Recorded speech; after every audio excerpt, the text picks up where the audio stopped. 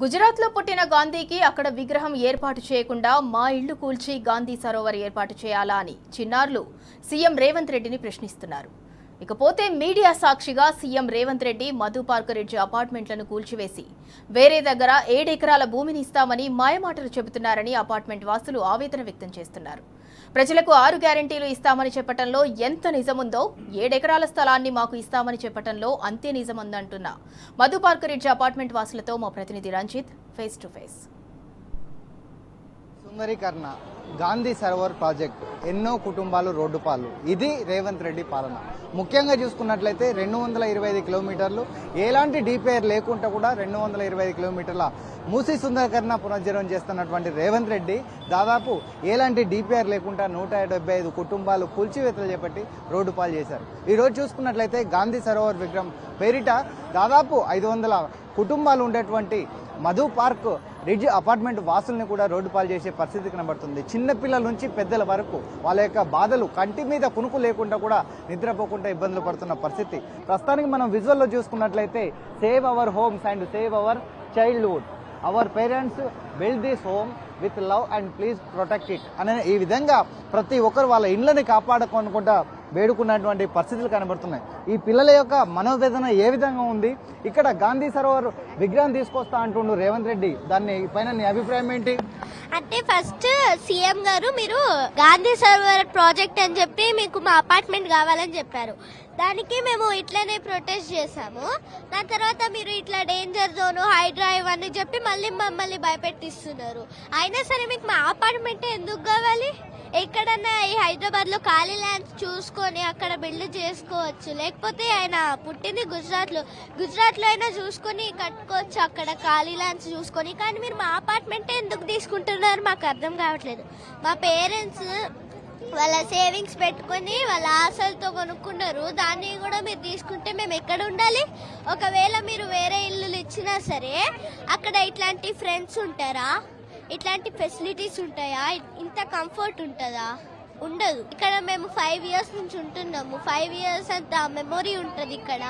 ఇవన్నిటిని వెళ్ళిపోవాలంటే మేము ఎక్కడికి వెళ్ళాలి? అయినా సరే ఇట్లాంటి ఫ్రెండ్స్ అక్కడ ఎక్కడ దొరకరు. చెప్పనా, మీ స్కూల్ ఎక్కడ ఉంది? నా స్కూల్ ఇప్పుడు కిస్మత్పూర్లో ఉన్నది. ఇప్పుడు నేను ఎందుకు ఇక్కడ ప్రొటెస్ట్ చేస్తాను అంటే రేవంత్ రెడ్డి సార్ అన్నాడు మీ అపార్ట్మెంట్ కూల్చేస్తే, ఎందుకంటే మూసీ బ్యూటిఫికేషన్ ఫస్ట్ అన్నాడు, తర్వాత మళ్ళీ గాంధీ సరోవర్ అన్నాడు, తర్వాత మళ్ళీ ఇప్పుడు బఫర్ జోన్ అన్నాడు. ఇప్పుడు మూసీ బ్యూటిఫికేషన్కి అయితే మూసీని బ్యూటిఫై చేయాలి కదా, మా అపార్ట్మెంట్ ఎందుకు తీసేయాలి? అని ఇప్పుడు గాంధీ సరోవర్ ప్రాజెక్ట్ తోటి కూడా ఏం రాదు. వాళ్ళే 2012లో 9 meters అని డిక్లేర్ చేసిండ్రు రేవంత్ రెడ్డి గవర్నమెంటే. మళ్ళీ ఇప్పుడు 50 meters అని సడన్లీ చెప్తాను.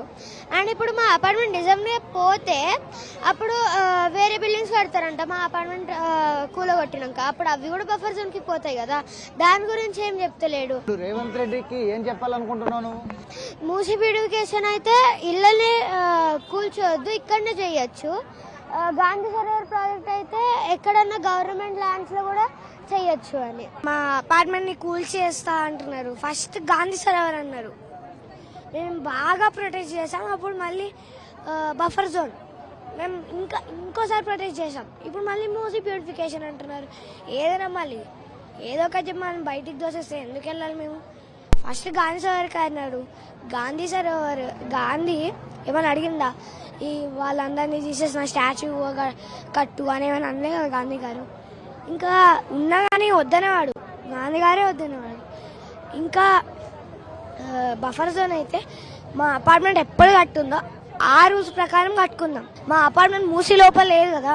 అమ్మ చెప్పండి, మీరు ఇక్కడ వచ్చేసి ఎన్ని సంవత్సరాలు అవుతుంది మీరు ఇక్కడికి వచ్చి? ఇక్కడ ఈ ఏదైతే మూసీ బ్యూటిఫికేషన్ లో భాగంగా కూడా మీ అందరి ఇల్లు కూల్చేస్తామని రేవంత్ రెడ్డి సర్కార్ చెప్తారు, దాన్ని ఏ విధంగా చూడదు? మేము ఇక్కడ 16 సంవత్సరాల నుంచి ఉంటున్నామండి ఇక్కడ. తర్వాత మూసీ నేను చెప్పేదే అది, మూసీ సుందరీకరణ అనే దానికి మేము వ్యతిరేకం కాదు. మూసీ సుందరీకరణ చేసుకోండి, శుద్ధి చేసుకోండి, ఏమైనా చేసుకోండి, కాకపోతే మా ఇళ్ల జోలికి మాత్రం రావద్దని చెప్తున్నాం మేము. ఇది మేము అన్ని డాక్యుమెంట్ తోటి పక్కా చూసుకొని పట్టా ల్యాండ్ మీద విత్ రిజిస్ట్రేషన్ తీసుకుని కట్టుకున్న ఇల్లు ఇది. సో ఈ రోజు వచ్చి ఇది ఇల్లీగల్ కన్స్ట్రక్షన్ లేకపోతే బఫర్ జోన్ లో ఉంది, మీ ఇంటికి వాల్యూ లేదు, ఇది 0 వాల్యూ ఉండింది, అది ఇది అని చెప్తే మేము దానికి ఈ ఇల్లు ఇవ్వడానికి అయితే సిద్ధంగా లేము. ఖచ్చితంగా కూడా కూల్చివేతలు చేపడతాం, మూసీని అభివృద్ధి చేస్తామని చెప్పేసి ఏదైతే ముఖ్యమంత్రి రేవంత్ రెడ్డి చెప్తుండో దాంతో పాటుగా జీరో వాల్యుయేషన్ ఉన్న ఈ అపార్ట్మెంట్ అనేది ఎప్పటికైనా కూల్చివేతలు చేపట్టాలి, వీళ్ళకి రిప్లేస్మెంట్గా 7 ఎకరాలు బయట ఇస్తామని చెప్పేసి రేవంత్ రెడ్డి సర్కార్ చెప్తుంది. దానిపైన మీరు ఏమంటారు? సార్, ఆయన చెప్పే మాటలు అయితే నేను నమ్మడానికి సిద్ధంగా లేను. నాలాంటి ఎంతో మంది కూడా నమ్మడానికి సిద్ధంగా లేరు.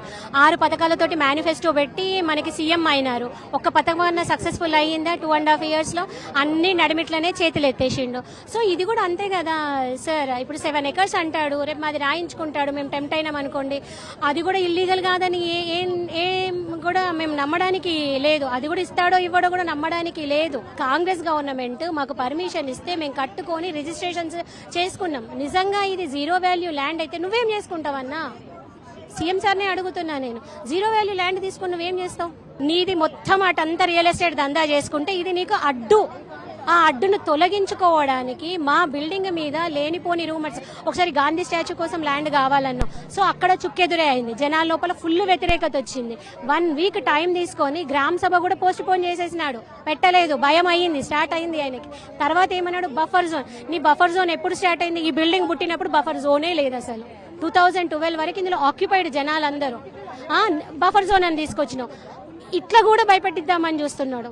నువ్వు భయపెట్టకు, నీకు ఏది కావాలో నిజాయితీగా అడుగు. నా రియల్ ఎస్టేట్ దందాకు నాకు ఇబ్బంది అవుతుంది, ఇది నాకు కావాలి అని అడుగు. అప్పుడు జనాలు ఆలోచిస్తాం. అసలు మూసీని మేము ఆక్యుపై చేసుకున్నదే లేదు.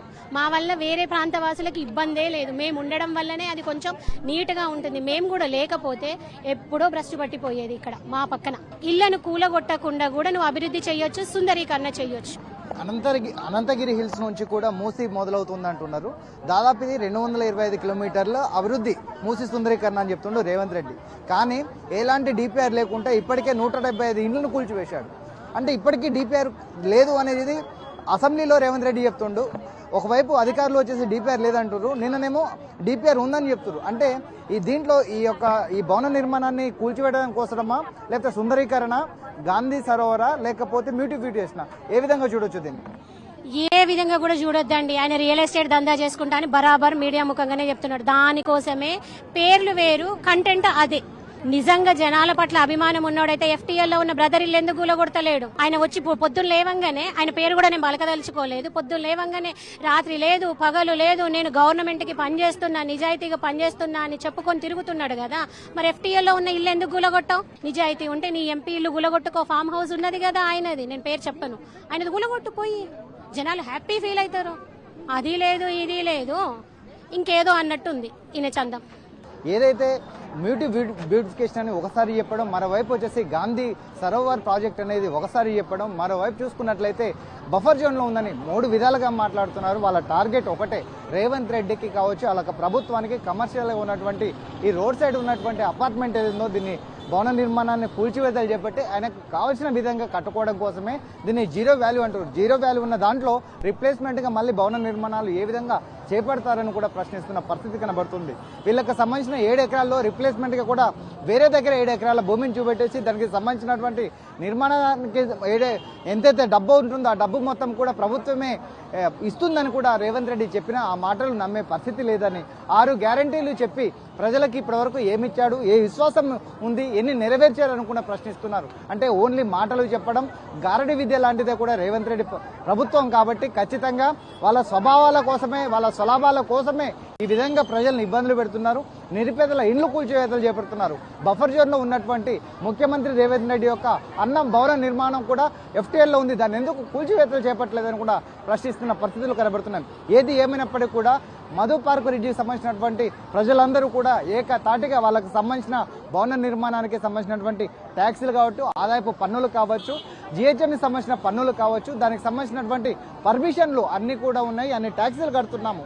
ఖచ్చితంగా కూడా మా బిల్డింగ్లు మాకు ఉండాలి, మా పిల్లల యొక్క భవిష్యత్ ఈ నిర్మాణాలను కూడా చెప్పిన పరిస్థితులు కనబడుతున్నాయి. ఈ యొక్క దీక్షలు కూడా కొనసాగిస్తున్నామని కూడా చెబుతున్నారు. కెమెరామెన్ మధుతో రంజిత్, టీ న్యూస్, హైదరాబాద్.